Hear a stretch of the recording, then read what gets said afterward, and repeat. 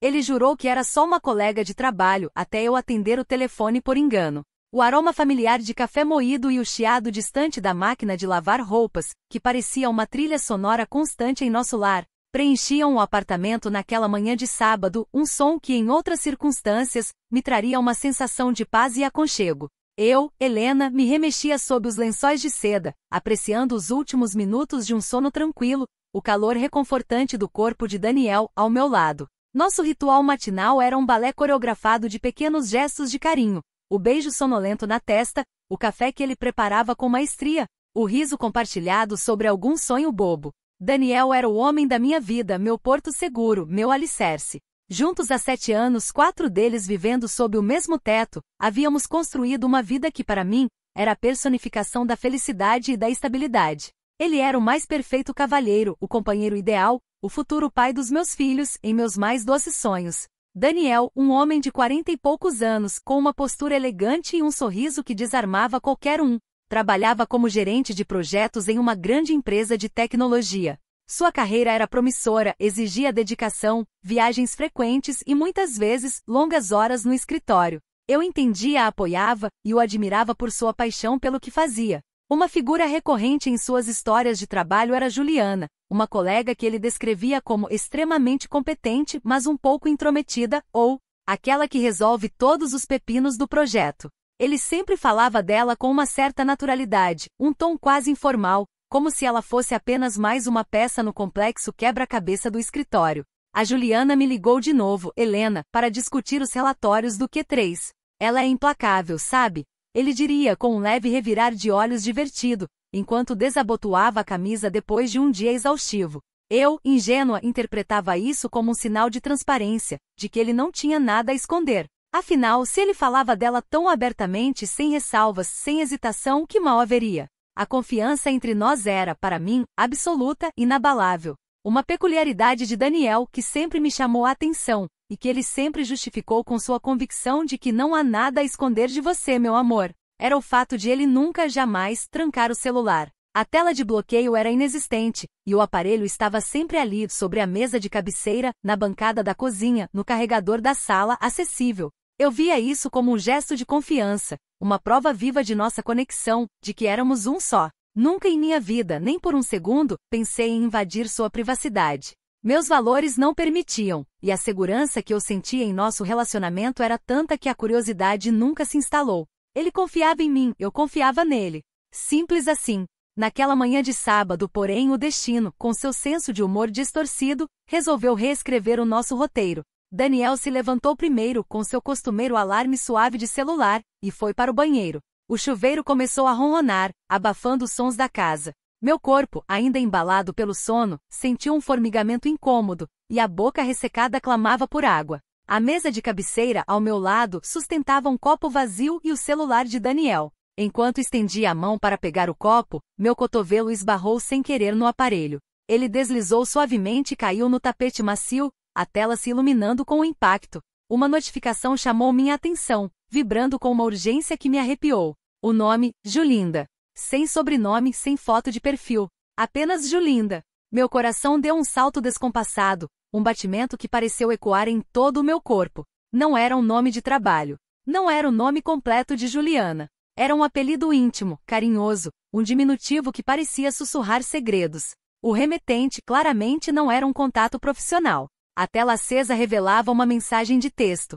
A curiosidade, ou talvez o pressentimento, venceu minha ética. A dor que senti naquele instante foi tão forte que quase me fez perder o ar. A mensagem dizia: "Bom dia, meu amor. Sonhei a noite inteira com você. Mal posso esperar pelo nosso fim de semana em Paraty.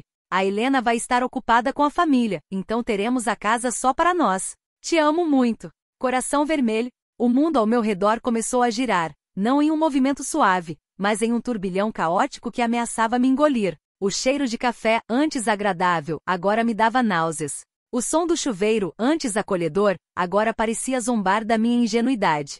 Paraty, o fim de semana em que Daniel havia dito que iria a um retiro de trabalho intensivo com a equipe, incluindo, claro, a competente Juliana. Minha mente, antes tão clara e lúcida, se tornou um caos, uma máquina de pensamentos desenfreados. As peças do quebra-cabeça se encaixavam com uma precisão brutal, formando uma imagem grotesca e devastadora. As viagens de trabalho que se estendiam por mais dias, os telefonemas que ele atendia em outro cômodo, a forma como ele sempre se apressava em pegar o celular quando tocava. Tudo, absolutamente tudo, ganhava um novo e terrível significado. Naquele exato momento, o celular, que ainda estava em minhas mãos trêmulas, começou a tocar novamente. Era Julinda. Meus dedos, movidos por uma força que eu não sabia de onde vinha, atenderam a chamada. Uma voz doce e melódica que eu não reconhecia invadiu o quarto. Amor, bom dia. Tudo certo para o fim de semana? Já estou arrumando as malas. Não vejo a hora de te ter só para mim. Falo com você na hora do almoço, preciso terminar uns relatórios para Helena. Ela está me cobrando muito esses dias, nem imagina o que a gente está aprontando. A risada dela, leve e descontraída, parecia ecoar o meu próprio sofrimento. A menção do meu nome, tão casual, tão desdenhosa, era a prova final, o golpe de misericórdia. O ar em meus pulmões se recusava a entrar. Meu corpo inteiro tremia. A voz dela, em sua perfeita naturalidade, continuou, enquanto ela obviamente me confundia com Daniel. Ah, e não esqueça de comprar aquele vinho que a gente gosta, tá? E as ostras frescas. Quero que essa noite seja inesquecível, do jeito que a gente merece, meu príncipe. Te amo. Inesquecível, repeti em voz baixa, minha voz um sussurro fantasmagórico. Será inesquecível, Juliana. Eu garanto. Houve um silêncio do outro lado da linha. O choque. Quem está falando? A voz dela, antes tão doce, agora soava assustada, gélida. Laura? A própria Juliana. A Helena, que você está me cobrando com relatórios. A Helena que está prestes a desmascarar a farsa de vocês. A Helena que acaba de descobrir que o homem que jurou me amar é um traidor e que a colega competente é a vagabunda que está dormindo com ele. Parabéns pelo fim de semana, espero que as ostras estejam frescas e que o vinho vale a pena, porque o fim de vocês dois acaba de começar. E desliguei com uma força que eu não sabia que tinha, que parecia vir de um lugar profundo de dor e raiva. O celular escorregou novamente de minhas mãos, batendo no chão com um baque surdo, como um sino fúnebre. Naquele momento, Daniel saiu do banheiro, envolto em uma toalha branca, com o vapor do chuveiro ainda aderindo à sua pele. Seus olhos encontraram os meus e ele, percebendo a cena, o meu rosto desfigurado pelo choro e pela raiva, o celular no chão, entendeu tudo. O sorriso sumiu de seus lábios, substituído por uma expressão de puro terror. Helena, o que aconteceu? Por que você está com o meu celular? O que aconteceu? Eu gritei, minha voz embargada, mas carregada de uma fúria gélida que me consumia. Aconteceu que o seu celular, aquele que você nunca tranca por transparência, acaba de me contar a verdade, Daniel. A verdade sobre o seu retiro de trabalho intensivo em Paraty. A verdade sobre a sua competente Juliana. A verdade sobre a nossa farsa. Você é um mentiroso, Daniel. E ela é uma vagabunda. A última palavra saiu com uma força que me surpreendeu, uma força que eu não sabia que possuía. Ele tentou se aproximar com a mão estendida, a expressão de pânico misturada com uma tentativa de desculpa. Amor, não é o que você está pensando. Eu posso explicar. É um mal-entendido. A Juliana é só uma colega de trabalho, eu juro. As palavras dele me causaram náuseas, a mentira tão descarada, tão óbvia. Mal-entendido. Eu ri, um riso histérico e sem humor, que parecia rasgar minha garganta. Bom dia, meu amor. Sonhei a noite inteira com você. Mal posso esperar pelo nosso fim de semana em Paraty.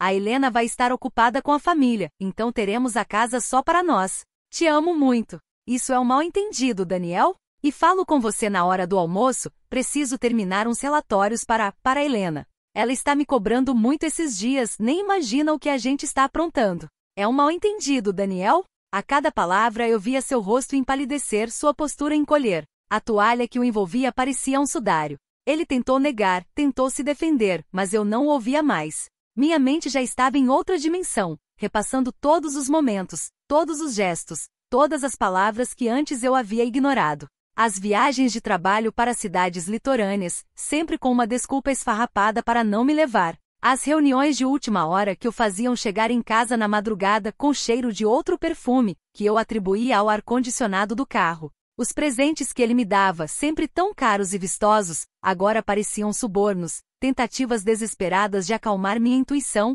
de desviar meu olhar da verdade. Ele havia me chamado de amor centenas de vezes, mas era um amor que ele dividia com outra, com a colega, com a Julinda. Eu não precisava de mais explicações. A cena da ligação, as mensagens, as evidências eram claras como cristal. O não trancar o celular não era um sinal de transparência, mas de uma audácia doentia, de uma confiança na minha cegueira que me feria mais do que qualquer mentira. Ele contava com a minha ingenuidade, com o meu amor, para que eu jamais ousasse desconfiar. E eu, infelizmente, havia correspondido a essa expectativa, até aquele maldito sábado. O confronto foi brutal, rápido e impiedoso. Daniel tentou me agarrar, suplicar, chorar, mas suas lágrimas me pareciam tão falsas quanto suas juras de amor. Eu o empurrei, sentindo nojo de seu toque. Minha voz, apesar de embargada, tinha uma força que eu não sabia que possuía. Saia daqui, Daniel. Agora. Eu não quero mais te ver. Nunca mais. Você está morto para mim. Ele tentou argumentar, a voz embargada. Mas amor, a casa. A casa é minha, eu gritei, a fúria me dando forças. Eu paguei por ela. Cada tijolo, cada móvel, cada centavo. Eu trabalhei e lutei para ter o que é meu. Você não tem nada aqui. Saia. Aquela era, em parte, uma mentira. A casa estava no nome de ambos, mas a maior parte da entrada e das parcelas havia saído do meu dinheiro, da minha herança, da minha poupança. E eu faria com que ele soubesse disso. Ele, percebendo a minha determinação, a frieza cortante em meus olhos, recuou. Pegou suas chaves, a carteira, e saiu do apartamento, a porta batendo com o estrondo que ecoou o vazio que ele havia deixado em minha vida. O silêncio voltou, mas agora era um silêncio diferente, carregado de dor, de traição, mas também de uma estranha sensação de alívio. O perfume de café e o chiado da máquina de lavar eram apenas sons banais, não mais símbolos de uma vida perfeita e feliz. Os dias que se seguiram foram de um borrão cinzento de dor, raiva e desespero. Eu me senti dilacerada, mutilada. A dor era física, um buraco negro em meu peito que parecia sugar toda a minha energia, toda a minha vontade de viver. Eu me trancava no apartamento com as cortinas fechadas, revivendo incessantemente cada detalhe daquele sábado fatídico, cada palavra de Daniel, cada risada de Juliana. A imagem do rosto dela, tão doce na foto do Instagram, agora me assombrava, transformando-se em um demônio em meus pesadelos. A raiva me consumia. Raiva de Daniel por sua traição covarde e calculista. Raiva de Juliana por sua perfídia e deslealdade. E acima de tudo, raiva de mim mesma, por ter sido tão cega, tão ingênua, tão crédula. Como pude não ver? Como pude ignorar os sinais, as pequenas fissuras na fachada da nossa relação perfeita? Eu, que sempre me considerei uma mulher inteligente, sagaz, fui feita de tola, de palhaça. Liguei para minha irmã mais velha, Sofia, não a Juliana, mas a minha Sofia verdadeira, minha confidente, meu refúgio, e contei tudo, entre soluços e palavras que se engasgavam em minha garganta. Ela, com sua calma e sabedoria habituais, ouviu-me pacientemente sem interromper, sem julgar. Quando terminei, sua voz, carregada de amor e fúria, me disse: Helena, minha querida, isso não é culpa sua. A traição é de quem trai, não de quem é traído. Você é forte, e vai superar isso. Eu estou indo para aí agora. Não se preocupe. Não vou deixar você sozinha. Sofia chegou em menos de uma hora, trazendo consigo uma mala, comida caseira e um abraço que parecia capaz de remendar todos os meus pedaços quebrados. Ela me tirou do chão, me forçou a comer, a tomar um banho quente, a desabafar. Ela me ouviu por horas a fio, sem se cansar, seus olhos fixos nos meus, transmitindo uma força que eu não tinha. Vamos pegar esse desgraçado, Helena. E essa vagabunda também. Eles vão pagar por isso. Não vou deixar que você sofra sozinha. Suas palavras, embora duras, eram um bálsamo para minha alma. Com o apoio de Sofia e de um advogado que ela me indicou, eu comecei o longo e doloroso processo de desvincular minha vida da de Daniel. A casa que um dia foi o cenário dos nossos sonhos, tornou-se o campo de batalha de uma guerra judicial. Descobri que Daniel havia de fato se aproveitado da minha confiança e da minha herança para financiar um estilo de vida que ele não podia manter, além de seu relacionamento secreto com Juliana. Ele havia usado o dinheiro que era meu para comprar presentes para ela, para financiar suas viagens, para pagar o apartamento que ele alugava para os encontros deles. A fúria me consumiu ainda mais, dando-me a força que eu precisava para lutar. A imagem de Juliana, a colega de trabalho, agora era indissociável da de uma traidora e cúmplice. Descobri que ela não era apenas uma colega, mas alguém que Daniel havia conhecido em um evento de tecnologia há mais de 2 anos. E que a relação deles havia começado bem antes do meu término, bem antes das viagens de trabalho, bem antes das reuniões de última hora. Eles estavam brincando comigo, zombando da minha confiança, enquanto eu vivia uma ilusão. O não trancar o celular era a sua arma, a sua certeza de que eu jamais desconfiaria. Era a sua prova de que eu era cega. O processo legal foi tortuoso, cheio de confrontos e mentiras. Daniel tentou me difamar, tentou me pintar como uma mulher ciumenta e instável, mas as evidências que eu tinha eram irrefutáveis. As mensagens, as fotos, os registros de chamadas, os extratos bancários. Tudo ali provando a sua traição e a sua covardia. Juliana, por sua vez, tentou se defender, alegando que não sabia da gravidade do relacionamento de Daniel comigo, que ele havia dito que estava terminando e que eu era só uma amiga. Mais mentiras, mais manipulações. No final, a justiça, ou algo próximo a ela, foi feita. Daniel foi obrigado a me indenizar, a me devolver o que era meu. Ele foi exposto na empresa, sua carreira, antes tão promissora, destruída. Juliana também perdeu seu emprego e sua reputação. Eles se viram sozinhos, um do lado do outro, com as consequências de suas escolhas. Eu não senti alegria com a desgraça deles, apenas um alívio amargo. O castigo deles não me trazia de volta o tempo perdido, a confiança destruída, a dor dilacerante. A reconstrução da minha vida foi lenta, meticulosa, tijolo por tijolo. Tive que vender o apartamento, aquele que eu amava, para me livrar de todas as lembranças e de todas as dívidas que ele havia me deixado. Mudei para um novo bairro, um novo emprego, uma nova vida. Fui à terapia por anos, trabalhando para curar as feridas da traição, para reconstruir minha autoconfiança, para aprender a confiar novamente, mas com cautela, com sabedoria. Sofia foi meu anjo da guarda, minha família. Ela estava lá para cada crise, cada lágrima, cada pequena vitória. Ela me lembrou quem eu era, a mulher forte e resiliente que eu sempre fui, antes de me perder na ilusão de um amor. Com o tempo as cicatrizes se formaram, mas não me definiram. Elas se tornaram lembretes da minha força, da minha capacidade de superar a dor e de me reerguer. Aprendi que a confiança é um tesouro que deve ser guardado com cuidado, mas que também deve ser conquistado diariamente. Aprendi a ouvir minha intuição, a observar os pequenos sinais, a não ignorar as dissonâncias. O não trancar o celular de Daniel, que um dia foi o símbolo da nossa transparência, tornou-se a metáfora perfeita para sua fachada, para sua vida de mentiras. Ele não confiava em mim para que eu descobrisse, mas confiava em sua própria habilidade de manipular, de me cegar com a ilusão. Hoje minha vida é diferente. Eu sou mais forte, mais sábia, mais autêntica. Tenho um novo relacionamento, construído sobre bases sólidas de honestidade, respeito e comunicação. Meu parceiro não precisa me dizer que não tem nada a esconder. Suas ações, sua transparência genuína, suas palavras, são a prova viva disso. Ele tranca o celular, sim, mas não por falta de confiança, mas por respeito à sua própria privacidade. E isso é um valor que eu agora entendo e aprecio. A lembrança daquele sábado ainda me visita, como um fantasma do passado, mas já não me paralisa. A imagem de Daniel e Juliana, da colega de trabalho, que se tornou a amante, é uma ferida cicatrizada, um lembrete do que eu superei. Eu não os odeio mais, apenas os vejo como parte de uma lição dolorosa, mas essencial. O café da manhã, o cheiro de café, o chiado da máquina de lavar. Todos esses sons e aromas agora evocam uma nova melodia, a melodia da minha própria vida, livre das amarras da mentira, cheia de novos começos e possibilidades. Eu perdi um amor, perdi uma amizade, perdi uma parte de mim mesma. Mas me reencontrei, me reconstruí, e me tornei uma mulher mais forte e mais consciente de quem eu sou e do que mereço. E essa, para mim, foi a maior vitória de todas.